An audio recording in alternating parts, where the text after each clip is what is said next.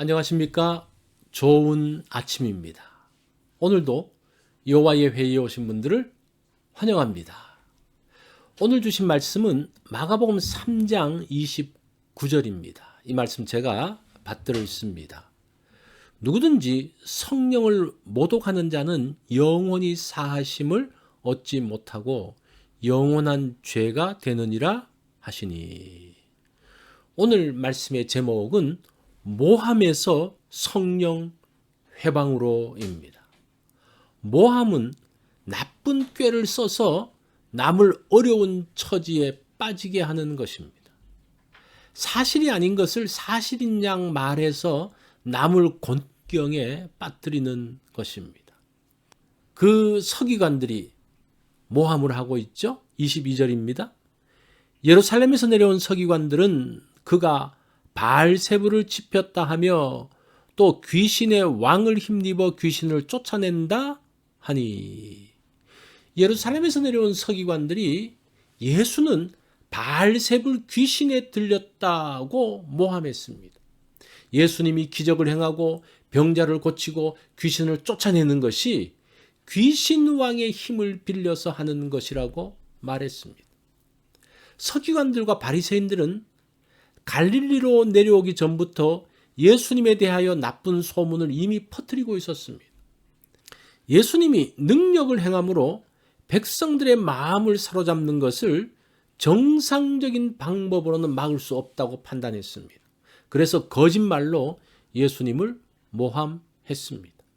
예수님의 어머니와 동생들도 이런 소문을 듣고 예수님을 만나러 왔습니다. 귀신 들린 아들을 찾아서 집으로 데려가려고 했습니다. 그만큼 소문이 많이 퍼졌습니다. 23절을 보십시오. 예수께서 그들을 불러다가 비유로 말씀하시되 사탄이 어찌 사탄을 쫓아낼 수 있느냐. 서기관들의 모함하는 소리를 듣고 예수님은 조목조목 반박하십니다. 예수님은 웬만한 비방과 거짓 소문에 대해서는 반응하지 않습니다. 그러나 귀신 들려서 귀신을 쫓아낸다는 말에 대해서는 단호히 부정하며 답변하십니다. 그러면서 중요한 말씀을 하십니다. 29절 누구든지 성령을 모독하는 자는 사하심을 영원히 얻지 못하고 영원한 죄가 되느니라.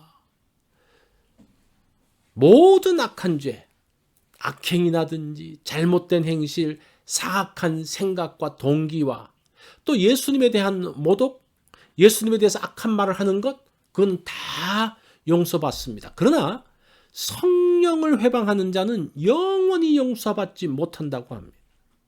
성령 회방하는 것은 말이나 행동보다는 태도입니다.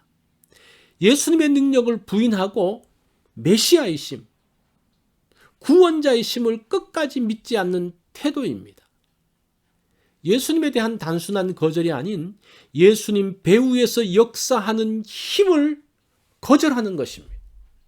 예수님께서 행하시는 일을 통해서 하나님께 영광을 돌리지 않고 사탄의 일로 몰면서 사탄에게 영광을 돌리게 하는 것입니다. 그것이 성령을 회방하는 겁니다. 그리스도 안에 있는 하나님의 능력을 귀신의 능력이라고 의도적으로 바꾸어버렸습니다. 그로 인해서 하나님의 영광을 회방했습니다. 성령 하나님의 역사를 회방했습니다. 사람들로 하여금 하나님의 은혜에 접근하지 못하도록 막았습니다. 이것은 용서받을 수 없는 죄라고 합니다. 다른 사람을 욕하고 싶을 때가 있습니다. 화가 나면 그렇게 될 때가 있습니다. 그러나 그것이 하나님의 역사를 회방하는 것으로 발전되어서는 안 됩니다. 성령님의 역사하심을 막아서는 안 됩니다. 전파되는 하나님의 말씀을 회방해서는 안 됩니다. 다른 사람을 공경으로 빠뜨리는 모함은 거짓 소문에서 끝나지 않습니다. 더 큰 타격을 주려고 더욱 확대시켜 나갑니다. 잘못된 말이나 행동이 악한 성향이나 태도로 더욱 발전하게 됩니다. 마음의 자세와 태도가 그렇게 바뀌면 곤란해집니다. 사람에 대한 태도, 하나님에 대한 태도를 살펴보기 원합니다. 그 태도를 영어로 attitude라고 하잖아요. 내 마음의 자세가 하나님을 향해 있기 원합니다. 성령을 회방하는 것은 용서받을 수 없습니다. 싫어하는 것이 악하게 발전되어서는 안 됩니다. 잘못하면 성령님의 역사마저 부정하게 될 수 있기 때문이죠. 오늘 선한 마음과 태도를 가지고 관계를 만들어 가기 원합니다.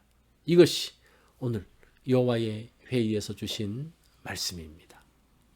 오늘은 나의 태도가 어떠한지, 하나님 앞에서 나의 태도, 사람들 앞에서 나의 태도가 어떠한지를 한번 점검해보는 그러한 날이 되면 좋겠습니다.